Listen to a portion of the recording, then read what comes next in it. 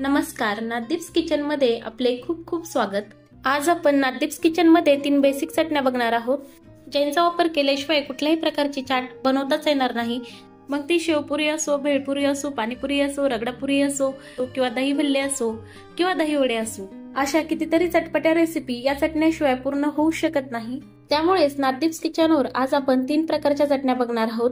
इमली चटणी, पुदिना चटणी आणि खजूर चटणी। या चटण्या अगदी सहज सोप्या पद्धतीने कशा बनवायच्या, त्या जास्त वेळेसाठी फ्रीज मध्ये स्टोर करून कशा ठेवायच्या, त्यासोबत त्याला एक छानसा रंग कसा आणायचा, यासाठी मी बऱ्याच काही टिप्स सांगितल्या आहेत। त्यामुळे व्हिडिओ शेवटपर्यंत नक्की पहा। चला तर रेसिपीला सुरुवात करूया। अशाच नवनवीन रेसिपी पाहण्यासाठी नादीप्स किचनला सबस्क्राइब करा। चटणीच्या पहिल्या प्रकारामध्ये आपण इमली चटणी बघूया।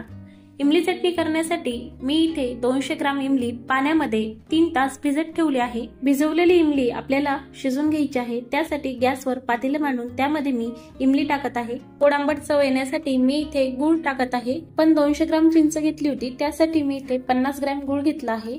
गुळाचं प्रमाण थोडं कमी जास्त झालं तरी चालतं। आता आपण हे व्यवस्थित मिक्स करून याला एक उकळी फुटून द्यायची आणि अगदी 2 ते 3 मिनिट आपल्याला हे शिजून घ्यायचंय। मी आधी चिंच भिजत घातली होती, त्यामुळे इथे 2 ते 3 मिनिटच मी शिजून घेत आहे। जर समजा चिंच भिजू घालायची विसरलीस तर काय करायचं, इथे तुम्ही 10 ते 12 मिनिटं शिजवायचं, जेणेकरून चिंच चांगली शिजली जाईल। गूळ चिंच थंड झाली की आपण ती मिक्सर मधून वाटून घेणार आहोत। वाटलेली चिंच आपल्याला एका चाळणीच्या साह्याने गाळून घ्यायची आहे।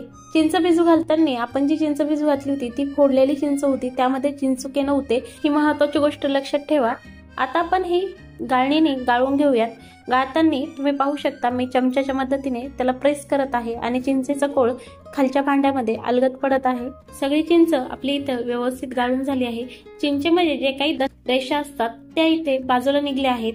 आता पुन्हा एकदा गॅस सुरू करून आपल्याला ही चिंचेचा कोळ शिजवून घ्यायचा आहे। चिंच चटणीची चव वाढवण्यासाठी आपण इथे काही मसाले टाकत आहोत। त्यामध्ये मी इथे 1 चमचा मिर्च पावडर टाकला आहे, अर्धा चमचा धने पावडर, पाऊण चमचा जिरे पावडर आणि अगदी थोडासा हिंग टाकत आहे आणि चवीनुसार मीठ टाकूया। आता हे सगळं व्यवस्थित मिक्स करून आपल्याला 10 ते 15 मिनिटं हे चांगलं शिजवून घ्यायचं आहे। चिंच आधी शिजवलेली असल्यामुळे 1 किंवा 2 उकळी काढली आणि लगेच गॅस बंद केला तरी चालेल। पण जर तुम्हाला हे घट्ट बनवायचं असेल तर 10 ते 15 मिनिटं शिजवा, त्यामुळे यातील पाणी आटून चटणी घट्ट बनेल आणि चटणी जास्त शिजवल्याने जास्त वेळेपर्यंत चांगली टिकून पण राहील। इथे आपली चिंचची चटणी तयार आहे। आता चटणीच्या दुसऱ्या प्रकारामध्ये आपण पुदिना चटणी बघणार आहोत। त्यासाठी इथे 1 मोठी वाटी पुदिना व्यवस्थित निसून स्वच्छ धुवून घेतला आहे। पुदिना चटणी बनवण्यासाठी पुदिना शक्यतो फ्रेश घ्या।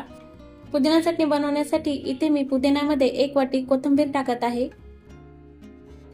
5-6 हिरव्या मिरच्या टाकत आहे। जर तुम्हाला चटणी स्पायसी हवी असेल तर तुम्ही मिरच्या जास्त टाकू शकता। एक 10-12 लसूण पाकळ्या टाकूया। इथे मी 2 इंच आल्याचे छोटे काप करून घेतले आहे, तेही यामध्ये टाकले आहे। 1 चमचा जिरे, पाव चमचा हिंग आणि चवीनुसार मीठ टाकूया। पुदिना चटणीमध्ये आपण लिंबाचा रस टाकणार आहोत, त्यासाठी मी इथे अर्धा लिंबू घेतला आहे। लिंबू टाकल्याने पुदिना चटणीची चव फार छान लागते।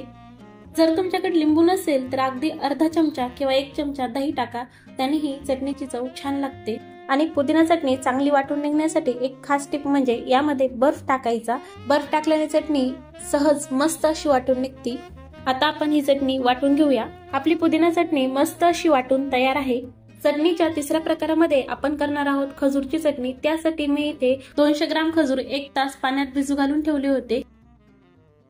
इथे गॅसवर पातेलं गरम करायला ठेवून त्यामध्ये खजूर टाकत आहे। पण चिंच आणि खजूर भिजू घालताना जे पाणी टाकलं होतं तेच पाणी इथे वापरलेलं आहे, यामध्ये ऍडिशनल पाणी टाकायचं नाही। यामध्ये मी 2 चमचे गूळ टाकत आहे। खजूरमध्ये आधीच गोडवा असतो, त्यामुळे इथे गूळ कमी टाकायचा। आता गूळ यामध्ये व्यवस्थित मिक्स करून घेऊया। चिंचेपेक्षा खजूर शिजायला वेळ कमी लागतो, त्यामुळे याला शिजायला जास्त वेळ लागणार नाही। इथे आपली खजूर शिजून झाली आहे। याला आता थोडा वेळ आपण थंड करायला ठेवायचं आहे।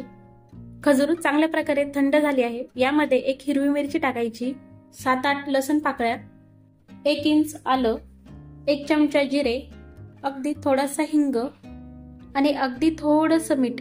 मीठ इथे आपल्याला जास्त घालायचं नाही, फक्त मिठाचा थोडासा फ्लेवर जाणवल एवढंच आपल्याला मीठ टाकायचंय। आणि सोबतच अर्धा लिंबाचा रस। ही चटणी सुद्धा आपल्याला मिक्सरच्या भांड्याला वाटून घ्यायची।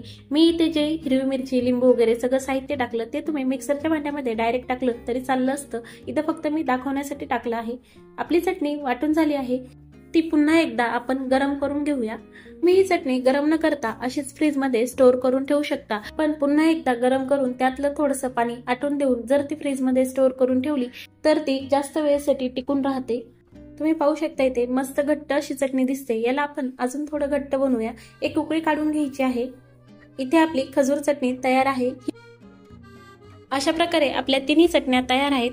चटणीचा रंग खुलून येण्यासाठी चिंचेच्या चटणीमध्ये साखर न टाकताना गूळ वापरायचा आणि पुदिना चटणीमध्ये पुदिन्याने त्याला ग्रीन रंग छान येतो। पण पुदिना चटणीमध्ये कधीही लाल मिरच पावडर वापरायचं नाही, नाहीतर त्याच्या रंगामध्ये बदल होऊ शकतो आणि चवीलाही ते छान लागणार नाही। त्यामुळे हिरवी मिरचच वापरायची।